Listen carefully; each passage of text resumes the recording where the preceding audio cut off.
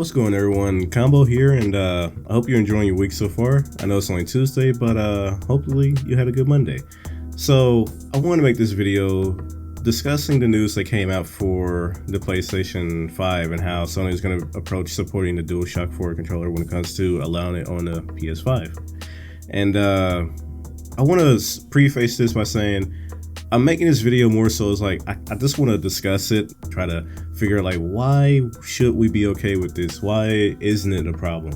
You know, just saying, well, it's the norm, just doesn't really jive well with me.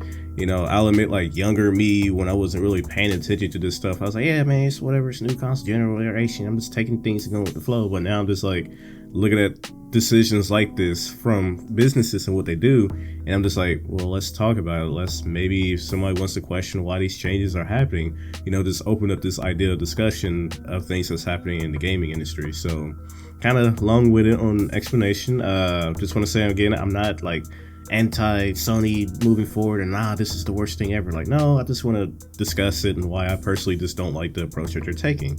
I will still be buying a PS5, so I guess at some point everything I'm going to say is somewhat relevant, or irrelevant, there we go, but still want to talk about it. So anyway, long-winded intro, but the topic of the video today is covering what they're doing with the DualShock 4 and the PS5. And what Sony has came out and said is, you will be able to use the DualShock 4 on a PS5, but only for backwards compatibility. Moving forward, PS5 the games will not offer support for the DualShock 4. And for me personally, I find this announcement to be kind of dumb. And I'm not only saying this as, you know, Xbox is doing it, so PlayStation can do it. Let's just look at this as an isolated thing that they're doing on their own.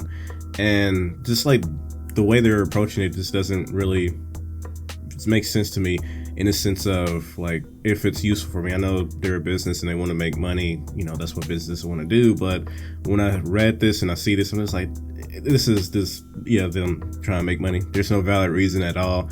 I've seen people say, well, you know, they're building the PS5 games to specifically work around the DualShock, the DualSense, whatever, DualSense 5 or DualShock.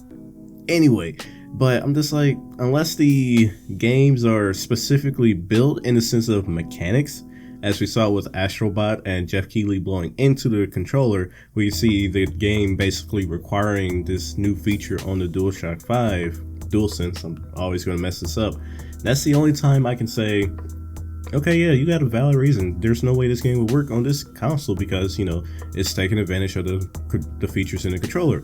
But I really don't see every game doing that. I mean, even now with the PS4 controller and the DualShock 4, there's games that just don't really take advantage of the features on there. You know, it's just like, hey, you know that function you can use to shake the controller? Yeah, well, you can use it to charge your light in The Last of Us too. I'm like, okay, cool, thanks. Anything else? Not really. I mean, if there is something else and someone found it kind of just speaks volumes to how little purpose the bonus features the DualShock 4 had over like any other controller that doesn't, like the basic Xbox controller. And when multiplayer games such as Far Cry will run just fine on the Xbox version, on the PC version, with old controllers or the current controllers that you can use today, you know, and Sony to say, well, no, we're not doing that approach, you gotta only use DualSense 5. I'm just like, well, that's stupid. Like, the game works just fine there, but why isn't it working here? Again, even if you build it around the haptic feedbacks, like, okay, I can feel the vibrations in my fingertips. That's not really a good justification to say, hey, you need an extra controller, go spend $60 so you can feel that vibration in your fingertips when you can just buy a DualShock 4. And the funny thing about this is, let's take, for example, Godfall. That's only going to be on PC and PS5. If the PC version allows me to take the current controller I have, the DualShock 4, if I can plug this into the PC version and it runs just fine, there is no reason why I shouldn't be able to do that on the PS5 version, because I highly doubt the devs are going to build like some specific feature in the game that's only possible with DualSense 5. You can upgrade it to like make you feel more immersed into the game because of the whole vibrations, but if the game functions exactly the same, let's say I disable all rumble features or something like that, and the game still runs just fine with the DualSense, there's no reason to why the DualShock 4 shouldn't work on the PS5 games, you know? And if they made like a PS5 exclusive game and it's only working on a DualSense 5, it shouldn't be hard to say, hey, you must use the DualSense 5. Like, even now, the consoles know when you disconnect a controller, that's, you can just simply say, hey, DualSense 5 disconnected, or hey, current controller isn't supported, use DualSense 5. Everyone's going to have one when they buy one. The change or the lack of supporting the DualShock 4 really stems more so for people such as families or friends who have like multiplayer games that they want to play, whether it's a fighter or whether it's a side scroller or co-op game. Is this something that allows people to say, hey, I already got like X amount of controllers with me right now, I would like to keep those and carry those going forward. Now, I kind of want to also discuss some specific talking points that I've seen. Firstly, with it's been the norm, man. We've been doing this for generations and stuff like that. Why is it a problem now? The gaming industry as a whole has had quite some things change throughout the industry that were normal back then, but now you might look back and say, I like the change that we had today. And like, some people were against the idea of physical versus digital, and now people are like loving the convenience of digital. Not saying I want physical away, but it was something that people were against before, but now it's like, oh man, I really appreciate this. It's pretty cool moving forward. So the idea that, oh, it's just a norm, this isn't a problem, and you've been okay with it before, it's just like, that really shouldn't be able to justify what can be labeled as a bad business practice in terms of like how it benefits the consumer.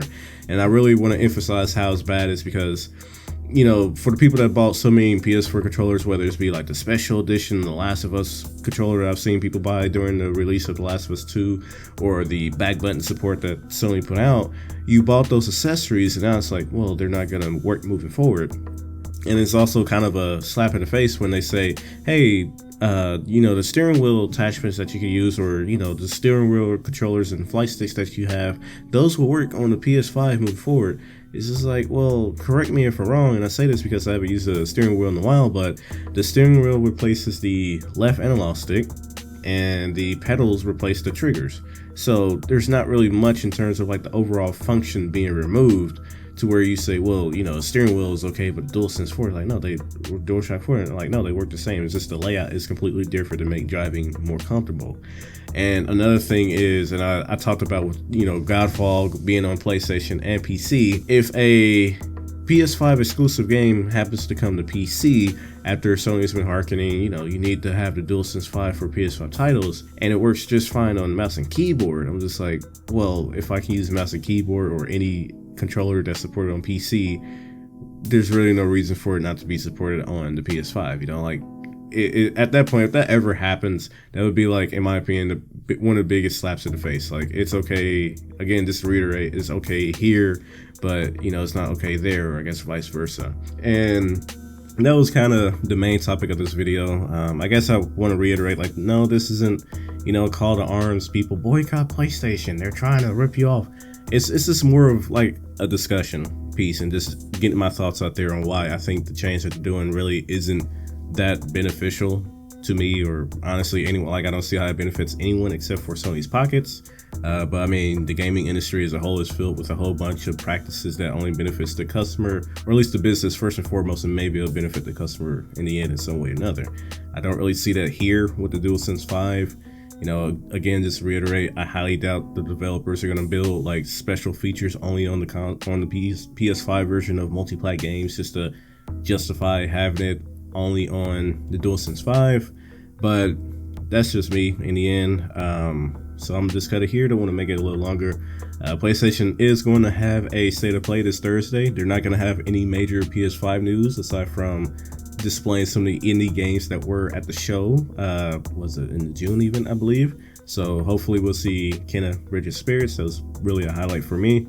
And yeah, I'm to end the video here. So I hope you continue to have a awesome week. And yeah, bye.